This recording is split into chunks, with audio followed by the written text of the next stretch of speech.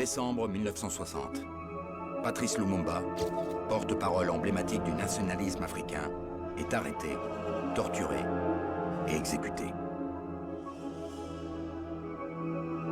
Le Congo plonge une fois de plus dans l'horreur.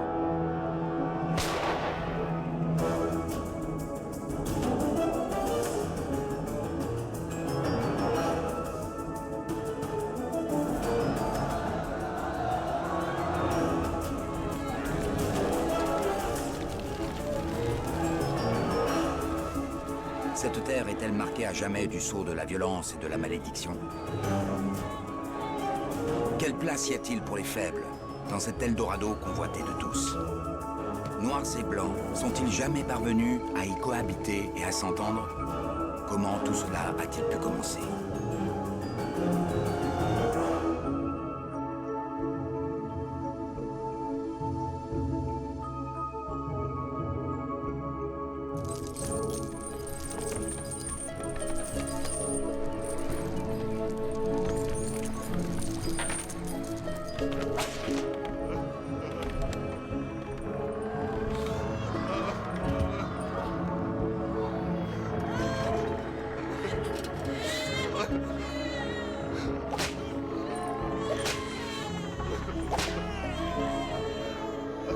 C'est au début du XVIe siècle que les premiers Blancs débarquent au Congo.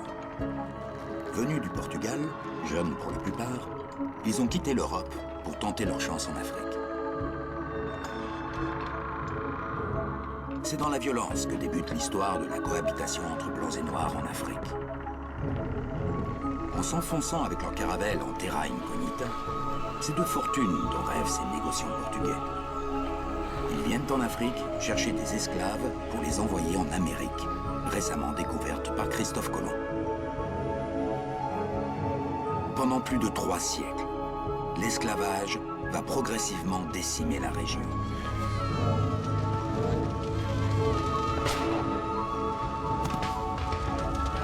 Entre le XVIe et le XIXe siècle, avec la complicité de négriers arabes et africains, les Européens vont envoyer 4 millions d'esclaves au Brésil, 4 millions dans les Caraïbes anglaises, françaises, hollandaises et danoises, 2 millions dans les pays contrôlés par l'Espagne. Avec l'arrivée des premiers Portugais, le Congo s'enfonce dans une première ère de violence qui transformera durablement la région et marquera les consciences de traces indélébiles.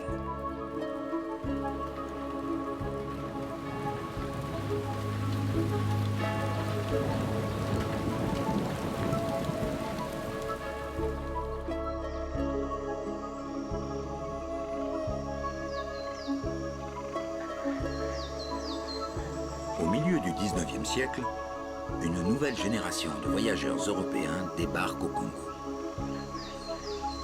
Ces voyageurs d'un nouveau genre ne sont plus là pour s'installer, mais pour explorer.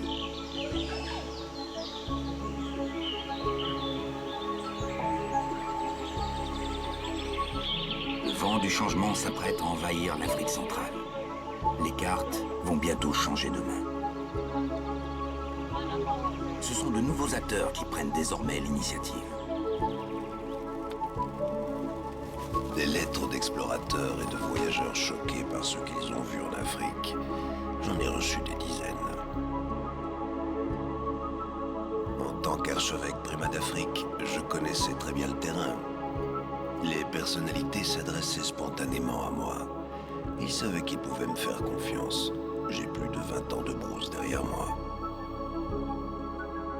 Le cardinal Lavigerie est l'un de ces nouveaux protagonistes actifs en Afrique centrale au milieu du XIXe siècle. C'est à Alger, en 1868, que Lavigerie fonde la Société des missionnaires d'Afrique, les Pères Blancs. En quelques années à peine, la congrégation religieuse compte déjà près de 300 missionnaires dans 6 pays d'Afrique.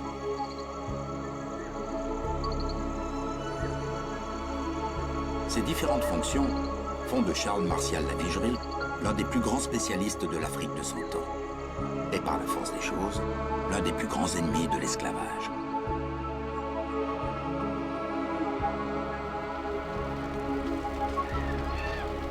L'objectif de nos voyageurs et de nos missionnaires révolutionnaire est de combattre l'esclavage, par la force de persuasion ou par la force du fusil si cela s'avère nécessaire. La traite vers l'Amérique s'est heureusement éteinte ces dernières décennies. Maintenant, le problème, ce sont les Arabes et les Africains eux-mêmes. Les Arabes ne paient pas bien l'achat des esclaves. Il devient plus intéressant pour les rois africains de faire travailler les esclaves sur place dans les plantations. Ils ne les cèdent donc plus aux étrangers. Les esclaves sont rebaptisés captifs ou serviteurs, mais ce sont des esclaves. Arrêtons l'hypocrisie. Nous avions besoin d'un vrai déclic pour que les choses changent. Dans mon noble combat contre l'esclavagisme, je me suis trouvé un allié de taille, le jeune roi des Belges, Léopold II. Rien ne prédestinait ce jeune monarque, longtemps inconnu du monde, à changer durablement la face de l'Afrique centrale. Héritier d'une grande lignée royale connectée à l'Allemagne, la France, l'Angleterre et l'Autriche, Léopold de Saxe-Cobourg-Gotha monte à l'âge de 30 ans sur le trône du jeune royaume de Belgique sous le nom de Léopold II.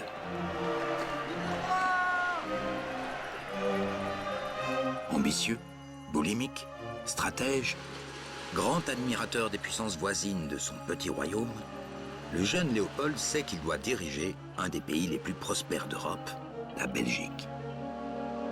Dès son arrivée au pouvoir, Léopold II a une certitude. Un grand pays doit posséder une colonie.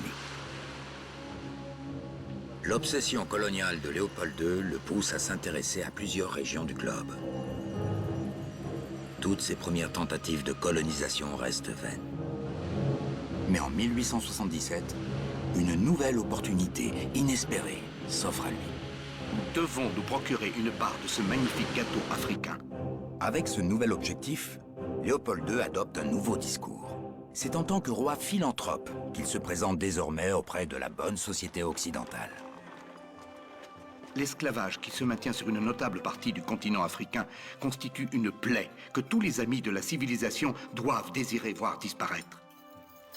Aux amis de la civilisation. Aux amis de la civilisation! Léopold II se démène pour convaincre l'Europe du caractère philanthropique et désintéressé de ses ambitions coloniales. En quelques années, le roi parvient à se positionner comme le héros de la cause anti-esclavagiste.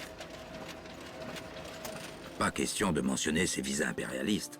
Ses objectifs sont purement humanitaires.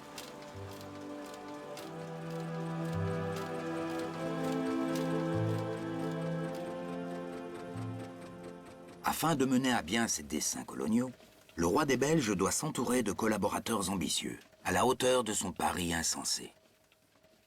C'est ainsi qu'il aborde l'explorateur Henry Morton Stanley en 1878. À cette époque, Stanley est déjà une célébrité de son temps. Sa réputation, l'explorateur la doit à ses coups d'audace extraordinaires et un fameux sens de l'autopromotion. Doté d'une volonté hors du commun, Stanley vient de mettre un terme à une retentissante expédition transafricaine de 3 ans quand Léopold II l'approche à son retour en Europe. Le cœur de Stanley penche plutôt pour la Grande-Bretagne, mais celle-ci ne semble pas intéressée par la région du fleuve Congo. Léopold II se fait donc insistant et parvient à s'attacher les services de l'explorateur renommé.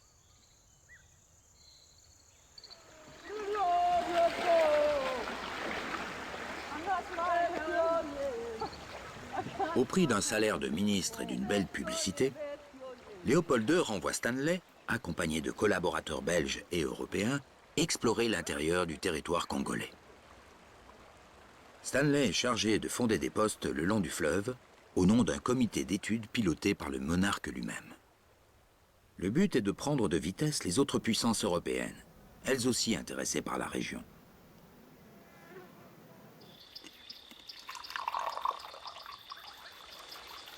L'explorateur Stanley, je l'ai bien connu, car il est passé plusieurs fois dans mon territoire.